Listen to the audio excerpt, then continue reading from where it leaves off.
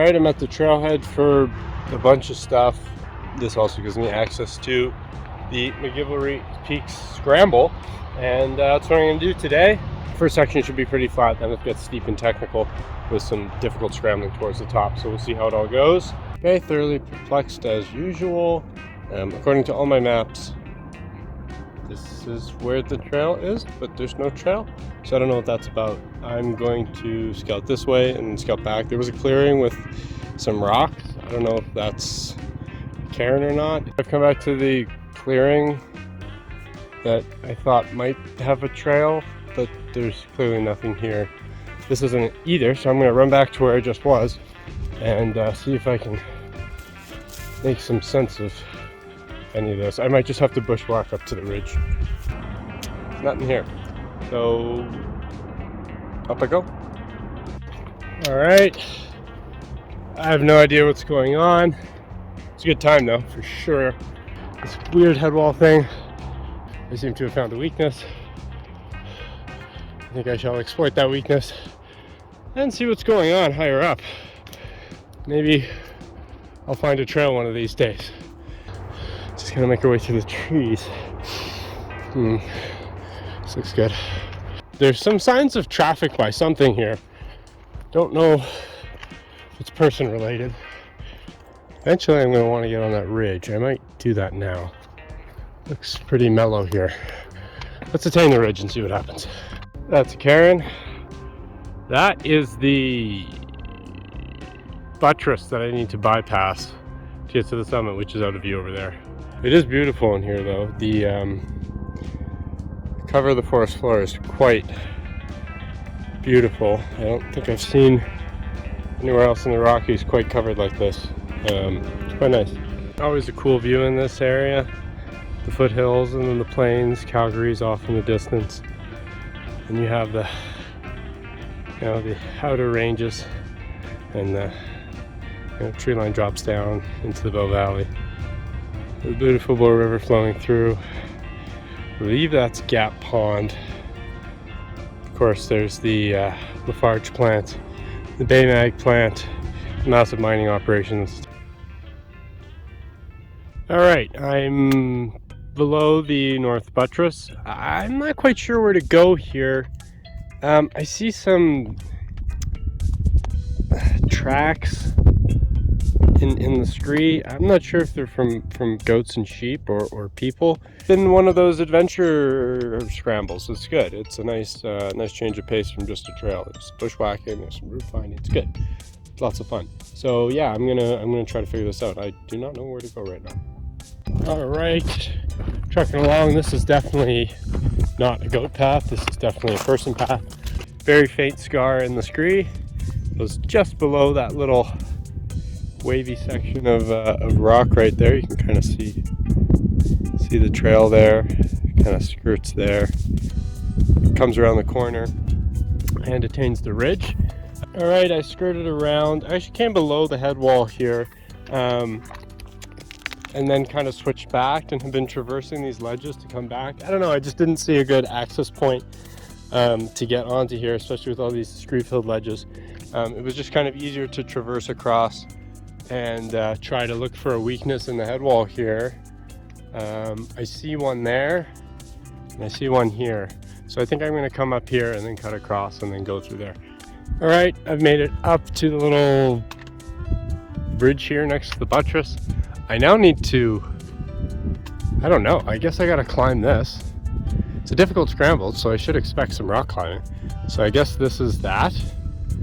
And then somehow I'm gonna get on this ridge and get to the peak over there. I'm really not sure how any of that's gonna happen, but it always becomes clearer as you go forward. This is it. Yeah, this is a challenging little scramble here. This is the sort of thing that if I had a rope and cams, I'd be throwing them in for. And through the first crux, that little section of climbing down there was like 5-3. I'm hoping to get down that before any precip comes, because they are calling for precip in the afternoon. Okay, so I need to, so I've checked the route description again. So the easier route is down below in the scree bowl, and the harder route is at the base of the cliffs on the bench that I'm on. which is above this. So I need to traverse basically this bench and then find a spot that I can climb up. This is super challenging. This is great. I'm glad I did this. This is hard. This is really hard. Lots of hard route finding, lots of climbing. It's good. It's a good one for today for sure. It's a big freaking mountain. Yeah, that was where I did the climbing. That was almost like 45 minutes ago up to get on the upper bench there. From the rocks there. I climbed up that little head wall and then have traversed all of this. This is serious stuff. This is hard. This is really good. This is mountaineering here. This is not a hike. It's not a run. It's mountaineering. All right. This looks like an awesome descent gully here. And I know that this gully goes and drops down below the upper cliff band that I've been traversing on. So this is going to be my way down. Yeah, so I'm going to try to stay on the rock as much as possible because this scree looks like a treadmill. All right, so I've made it up from this gully thing. Yeah, it was all quite challenging. There was a whole bunch of slab, water-worn limestone slab that's super grippy and great with these shoes, but it, was still challenging and exposed. And now I'm up here. The route description says to just follow the ridge. There might be a nice bypass route up there. There's no point going up that peak. I'm gonna just kind of head that way and see what happens. This has been a bit of an adventure scramble. I've really enjoyed this. Ooh, some winds from over there. Yeah, bit of a view. It's cool. Hart Mountain, Ewan McGregor Peak. And Twin Towers right there. I've done that before. You can check that video out up here. Well, I was promised a knife edge ridge with difficult scrambling. I think we found it. This is fairly exposed and fairly, not razor sharp, but it's kind of 2 feet wide here. 2 human feet, not 2 imperial feet.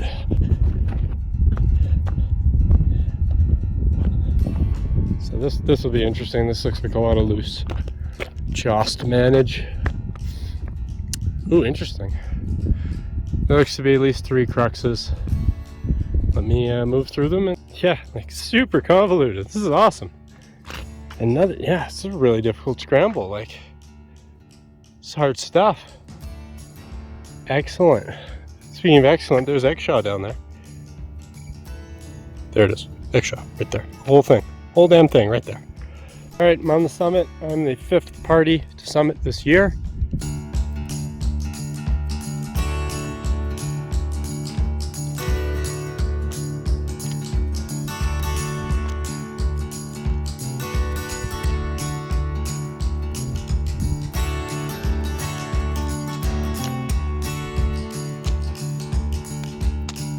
All right, I'm done with that madness.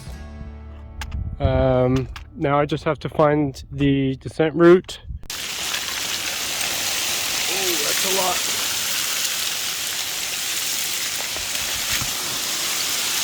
Ooh, it's all coming. I gotta get out of here.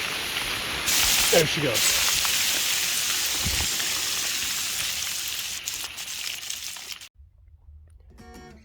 Gorgeous. So my previous route took me up on the bench up there, and you can see comes around. I was up on the bench, now I'm down in the scree, and I'm just going to skirt the head wall here, bypassing that crux down climb over there.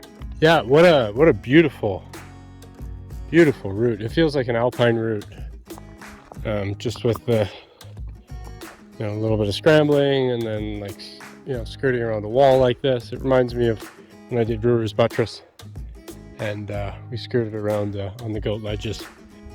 Don't ask me how I did it, but yeah, that's it. I went up through there. Crazy, super convoluted route. Amazing.